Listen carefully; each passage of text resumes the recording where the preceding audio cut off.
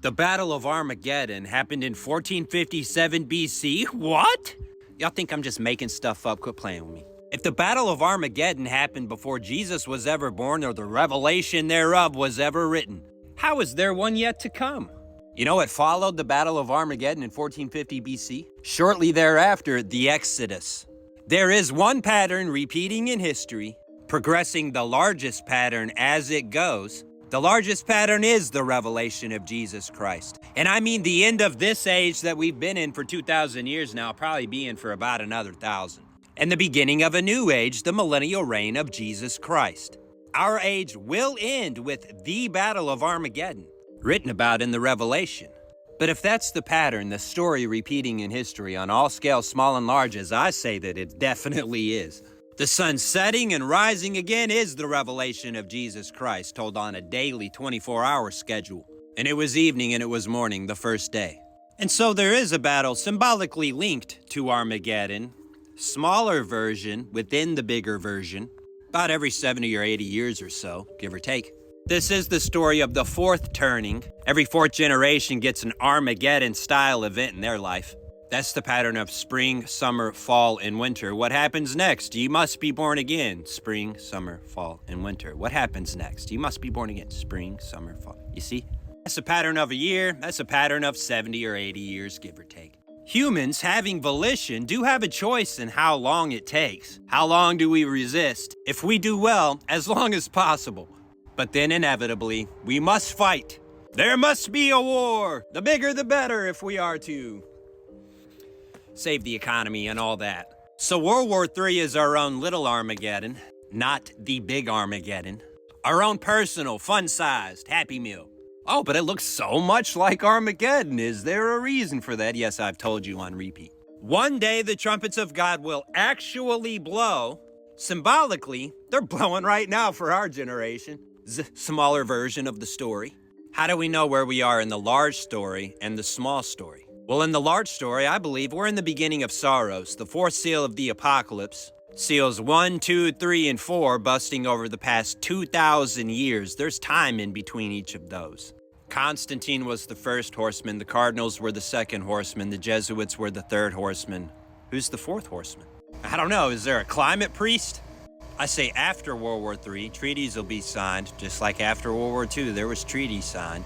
History repeats, I'm not making that up. And they'll rebuild Jerusalem, the street and the wall again, even in perilous times. And then they'll rebuild the temple. And how much time is all that gonna take? Well, if Donald Trump is Cyrus, and everyone is saying he is, putting his face on a coin with Cyrus, proclaiming him King Cyrus, Cyrus was not an antichrist at all.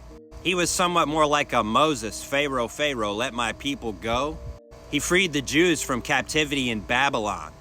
And then like 500 something years later, Nero was the Antichrist of that time. Not the Antichrist of the biggest picture, just the Antichrist of one of the smaller ones, localized there in Jerusalem. It's called the Gospel of Jesus Christ when it played on that level. The sun sets and rises again. They crucified Christ and then he rose from the dead. Trust me, bro, you can observe everything for yourself. You blow that story up to the worldwide scale, it's the revelation of Jesus Christ. Second verse, same as the first, just bigger. Now it's looking like it is World War III, but not Armageddon. But they're telling the soldiers it is Armageddon. They're trying to force it and make it Armageddon. That's what kings do on repeat. That is the story repeating in history. There's good guys and there's bad guys. Cyrus was a good guy, the Great, they called him. Darius, good guy. The Great, they called him. Xerxes actually got that temple rebuilt. Nero was an antichrist. After Jesus ascended the Holy One of Israel into heaven, and that is to say his flesh, he ascending far above all heavens, there was a miniature Armageddon there in Jerusalem, and that age ended, and a new age began. The time of the Gentiles, the apocalypse. The name of our age is the revelation of Jesus Christ. We've been in it for 2,000 years now. A day to the Lord is like 1,000 years. 1,000 years is like a day. Don't count the Lord slack concerning his promises. He's not on your time, vapor of a life person. He rose on the third day. Till the fullness of the Gentiles come in. That means all the pagan heathens around the world getting saved by the gospel of Jesus Christ, what that means. Then he'll come back and Armageddon will be fought and our age will end. But until then, that same story repeats on all levels, small and large. 24 hours, a year, 70 or 80 years, 80 if we are strong. It's the beginning of sorrow, as Armageddon's a long way off, fellas. Probably not your lifetime. You're a wisp and a vapor. World War III is enough for us to deal with. In our own lifetime, better be found following the commands of Jesus Christ whether you live or die. And that's all there is to it. Get cracking.